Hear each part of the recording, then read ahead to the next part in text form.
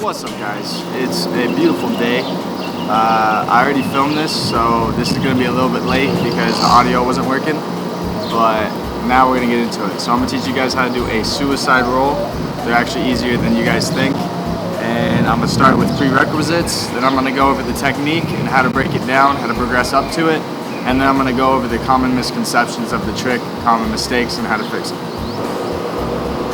Prerequisite number one, make sure your area is clean, not full of poop. We're going to start with safety rolls, so you want to have them on both sides. Main reason is because you don't know which part of your back you're going to be hitting whenever you first approach the suicide roll. So determining which side you would rather absorb with and how to do that properly on both sides is going to help. So safety roll that way, that way. The hat does come off, by the way, rarely.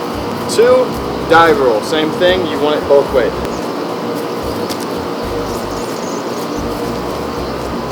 3, handstand rolls.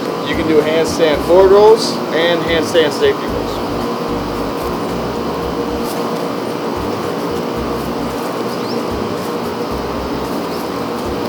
It's going to be inward 360 roll. The reason inward 360 roll is a prerequisite is because it teaches you to run into it. It teaches you to kick one foot, lower your chest, and keep your hips moving forward.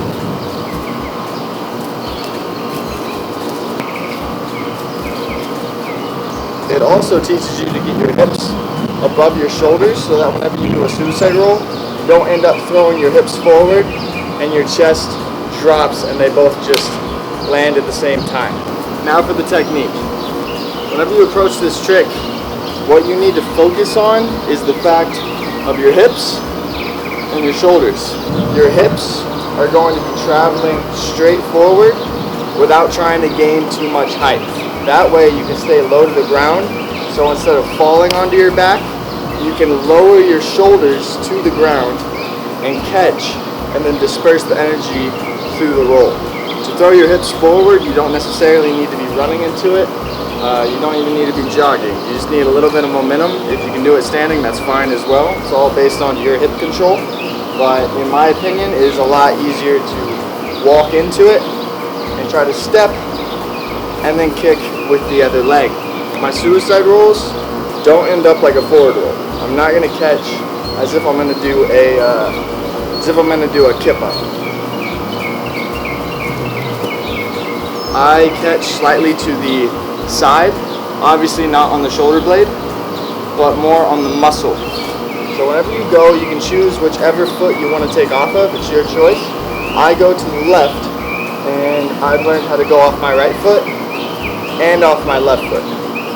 So you're running, you kick, and you throw your hips forward and drop your shoulders to the ground, trying to reach as far behind you as you can to touch the ground, lower yourself down, and then roll out.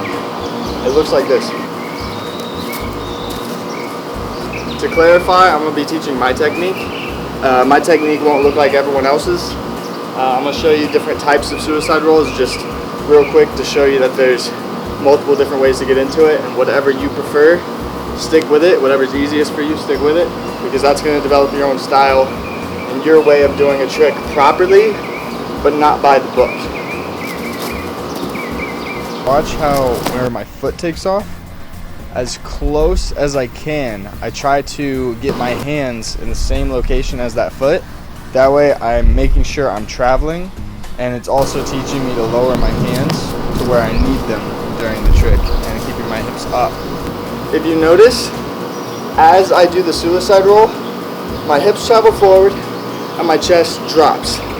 I'm imagining almost like a teeter-totter. So you're here. Let me get closer. Let me demonstrate this. So you're here. This is your chest. This is your hips. Your hips travel up. Your chest travels down. So if you think about a teeter-totter, once one lifts up, the other side's going to drop. Vice versa. So when you do a suicide roll to roll out of it naturally, you need to make sure that your hips are coming up, shoulders go down, and whenever you hit your shoulders and your hands and all that stuff ready to roll, your hips need to be in the air so that you can roll out of it and keep that. Now, to progress into this trick and to build up comfortability, I'm going to give you a few little drills that you can do. That's going to strengthen your back. It's going to make you more aware of your hip location and have that body control so you can go into and out of this trick as smoothly as possible. If it's not smooth, then you shouldn't put it in a line. So starter.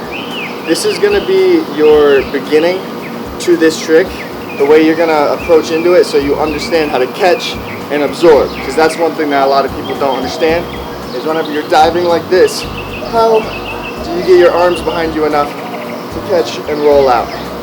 Well, how you're going to work on it is you're going to do a backwards roll, catch yourself on your hands, try not to leave them both on one side, try to leave one either above your head or on the other shoulder, and you're going to pick yourself up and you're going to try to push forward and make yourself roll, traveling that way.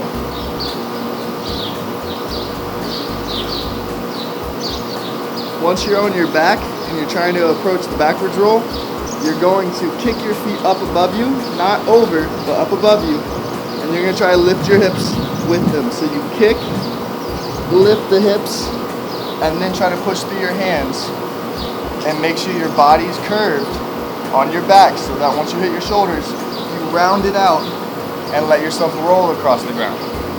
So lift, roll, and you can do that as many times as you want, as low as you want, until eventually you get very, very comfortable and you can start pushing yourself up higher and more forward. And like I said, this trick does not hurt. So if it hurts you, figure out where it's hurting and try to adjust. You're gonna approach this trick low to the ground. So to start off, instead of running, stepping, having that leg extended and kicking, you want to do the same motion, but you want to be lower to the ground. You want to almost crouch, okay? And the reason for this is because it's gonna help you get used to it. It's gonna help you get used to the feeling of throwing your hips forward and trying to get your chest beneath you so you can grab that and roll out of it. So this is a way for you to build up tolerance and strength, and if you flat back, it's not gonna be bad because you're a few inches off the ground. So it looks like this. You're gonna go into it, go slow, try to crouch, but do the same thing that you would normally do. Step, step, make sure this foot's in front of you, and you're gonna try to launch your hips forward and pull your chest to the ground. Very, very easy to do. If it scares you, that's fine. Even if you bail on it, it's just gonna look like this. And you're fine. Get back up, try again. The thing with tricks or training or free running in general, if you're starting this, if you're a beginner, if you're in the middle, wherever you are, you will get to a point where you get hurt, you get stressed out, you get physically drained, but the more you push through all that, the better you're going to be in the long run. So no matter how you're feeling, even if you feel like you have to force it on something that you care about, not necessarily this trick, but anything, as long as you approach it with a calm mindset and you're confident and you understand the technique, even if you're messing up at the beginning, your body will catch up. Just don't give up on it, and if you need to, revisit it another day. Now I'm going to show you guys a few misconceptions. There's a belief that a gainer and a suicide roll are related when they are not. They are not related. You should never approach a suicide roll like a gainer, because a gainer gets you height. It lifts your hips up and it lets your chest isolate so that your hips can pull up and get to it, like this.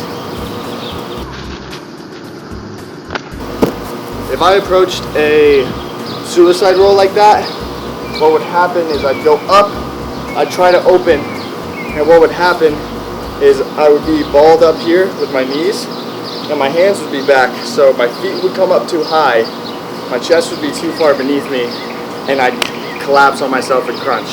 And that's not what we're going for. We're going for a smooth roll. If it hurts, it's incorrect. That's pretty much the only thing you need to know.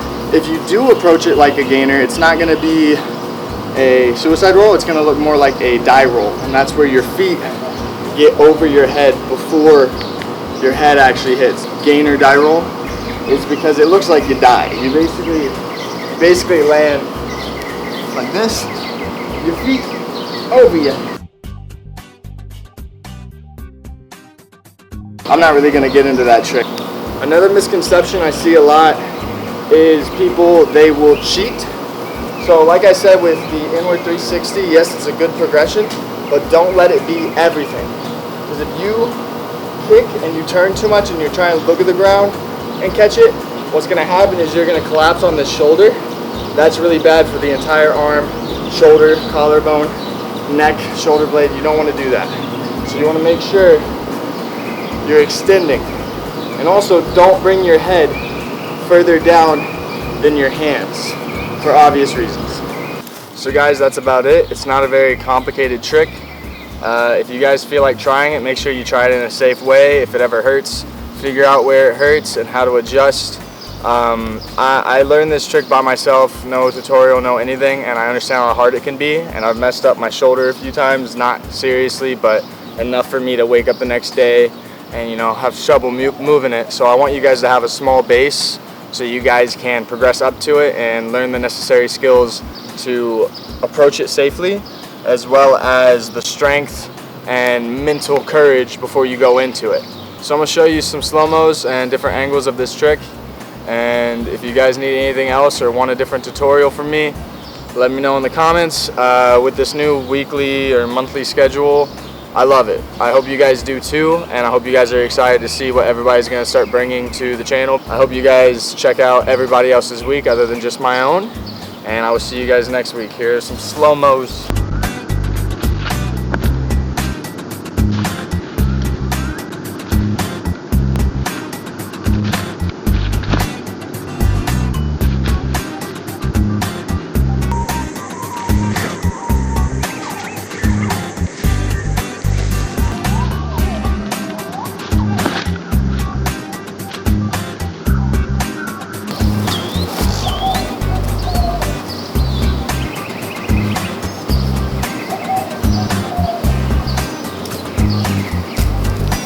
Final word, I know that today we're living in times that are very stressful and we're not sure where everything's going to lead, where anyone's going to go, not necessarily just because of what's happening exactly right now, but everything that's been happening the entire year.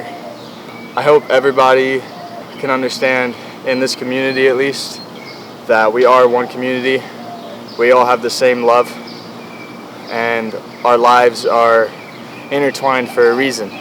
We all love movement for a reason. We're all in the same community for a reason. And if we can't love each other in the same community, what good are we as a community? So I hope everybody who's watching, everybody who's struggling, everybody who's having problems, difficulties, anything during this time, that you guys understand that the community is here for you. But if you don't feel like anybody's there for you, just understand that the community is wide-ranging, and it's not just where you are. It's different states, different countries, and you have Instagram, you have social media. With everybody involved in this sport being global, you have so many people to talk to, and you have so many people here for you. Community love, and I will see you guys next month.